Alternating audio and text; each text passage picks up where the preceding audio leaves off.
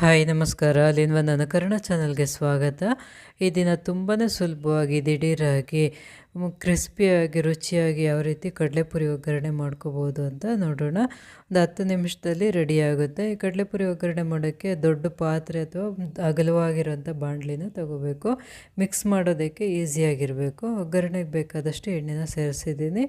ಎಣ್ಣೆ ಸ್ವಲ್ಪ ಬಿಸಿ ಆದಮೇಲೆ ಕಡಲೆ ಬೀಜನ ಸೇರಿಸ್ಕೊಂಡು ಸ್ವಲ್ಪ ಹೊತ್ತು ಎಣ್ಣೆಯಲ್ಲಿ ಮೀಡಿಯಮ್ ಫ್ಲೇಮಲ್ಲಿ ಫ್ರೈ ಮಾಡ್ಕೋಬೇಕು. ಈ ಕಡಲೆ ಬೀಜ ಚೆನ್ನಾಗಿ ಕ್ರಿಸ್ಪಿಯಾಗಿ ಆಗೋವರೆಗೂ ಫ್ರೈ ಮಾಡ್ಕೋಬೇಕು. ಹೈ ಫ್ಲೇಮ್ ಇಟ್ಕೋಬಾರ್ದು. ಈಗ ನೋಡಿ ಕಡಲೆ ಬೀಜ ಚೆನ್ನಾಗಿ ಫ್ರೈ ಆಗಿದೆ. ಈಗ ಇದಕ್ಕೆ ಬೆಳ್ಳುಳ್ಳಿನ ಜಜ್ಜಿಬಿಟ್ಟು ಸೇರಿಸ್ತಾ ಇದ್ದೀನಿ. ಇದು ಸಿಪ್ಪೆ ಸಮೇತ ಬೆಳ್ಳುಳ್ಳಿನ ಜಜ್ಕೋಬೇಕು. ಬೆಳ್ಳುಳ್ಳಿನ ಸ್ವಲ್ಪ ಹೆಚ್ಚಿಗೆ ಸೇರಿಸ್ಕೋಬೇಕು. ಬೆಳ್ಳುಳ್ಳಿ ಸೇರಿಸಿದ್ಮೇಲೆ ಒಂದು ಸ್ವಲ್ಪ ಹೊತ್ತು ಫ್ರೈ ಮಾಡ್ಕೋಬೇಕು. ಇದೆಲ್ಲ ಸ್ವಲ್ಪ ಕ್ರಿಸ್ಪಿಯಾಗಿ ಆಗಬೇಕು, ಬೆಳ್ಳುಳ್ಳಿನೂ ಅಷ್ಟೇ. ಈಗ ಒಣಮೆಣಸಿನ್ಕಾಯಿನ ಸೇರಿಸ್ತಾ ಇದ್ದೀನಿ, ಖಾರ ಇರುವಂಥ ಮೆಣಸಿನ್ಕಾಯಿ. ಕರಿಬೇವಿನ ಸೊಪ್ಪು ಒಂದು 7-8 ಎಸಲಷ್ಟು ಕರಿಬೇವಿನ ಸೊಪ್ಪನ್ನು ಸೇರಿಸ್ತಾ. ಕರಿಬೇವಿನ ಸೊಪ್ಪು ಹೆಚ್ಚಿಗೆ ಹಾಕ್ಕೋಬೇಕು. ನಾವು ಕಡಲೆಪುರಿ ಎಷ್ಟು ತೊಗೊತೀವಿ ಅದಕ್ಕೆ ತಕ್ಕನಂಗೆ ಎಲ್ಲ ಪದಾರ್ಥಗಳನ್ನ ಸೇರಿಸ್ಕೋಬೇಕು. ಕರಿಬೇವಿನ ಸೊಪ್ಪು ಹೆಚ್ಚಾಗಿ ಹಾಕಿದ್ರೆ ಚೆನ್ನಾಗಿರುತ್ತೆ. ಇದನ್ನೆಲ್ಲ ಫ್ಲೇಮ್ನ ಸಿಮ್ನಲ್ಲಿ ಇಟ್ಕೊಂಡು ಫ್ರೈ ಮಾಡ್ಕೋಬೇಕು. ನೋಡಿ ಇದೆಲ್ಲ ಚೆನ್ನಾಗಿ ಕ್ರಿಸ್ಪಿಯಾಗಿ ಆಗಬೇಕು. ಕರಿಬೇವಿನ ಸೊಪ್ಪು, ಬೆಳ್ಳುಳ್ಳಿ ಅದೆಲ್ಲ ಚೆನ್ನಾಗಿ ಕ್ರಿಸ್ಪಿಯಾಗಿ ಆಗೋವರೆಗೂ ಫ್ರೈ ಮಾಡ್ಕೋಬೇಕು. ಈ ರೀತಿ ಮಧ್ಯದಲ್ಲಿ ಜಾಗ ಮಾಡಿಕೊಂಡು ಅದರಲ್ಲಿ ಅರಿಶಿನ, ಉಪ್ಪು, ಒಣಖಾರದ ಪುಡಿ ನೋಡ್ಕೊಂಡು ರುಚಿಗೆ ಎಷ್ಟು ಬೇಕೋ ಅಷ್ಟು ಸೇರಿಸ್ಕೋಬೇಕು.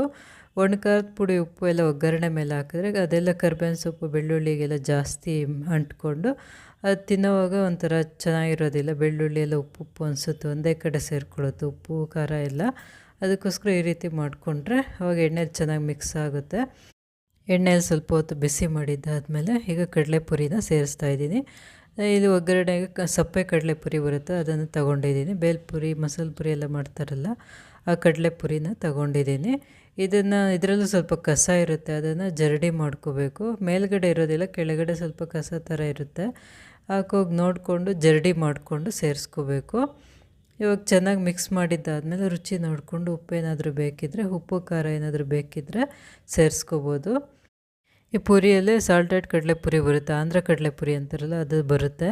ಅದಕ್ಕೆ ಉಪ್ಪನ್ನು ನೋಡ್ಕೊಂಡು ಹಾಕೋಬೇಕು. ಕಡಲೆಪುರಿಯಲ್ಲೇ ತುಂಬಾ ಉಪ್ಪಿರುತ್ತೆ, ಅದಕ್ಕೆ ಸ್ವಲ್ಪ ಉಪ್ಪನ್ನು ಸೇರಿಸ್ಕೋಬೇಕು. ಈಗ ಎಲ್ಲ ಚೆನ್ನಾಗಿ ಮಿಕ್ಸ್ ಮಾಡಿದ್ದಾಗಿದೆ. ಕಡಲೆಪುರಿ ಒಗ್ಗರಣೆ ರೆಡಿಯಾಗಿದೆ.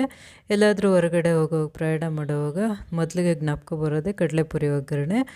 ತುಂಬಾ ರುಚಿಯಾದಂಥ ಕಡಲೆಪುರಿ ಒಗ್ಗರಣೆ ರೆಡಿಯಾಗಿದೆ. ಈ ವಿಡಿಯೋ ಇಷ್ಟವಾದಲ್ಲಿ ಲೈಕ್ ಮಾಡಿ, ಕಮೆಂಟ್ ಮಾಡಿ, ಶೇರ್ ಮಾಡಿ, ಸಬ್ಸ್ಕ್ರೈಬ್ ಮಾಡಿ.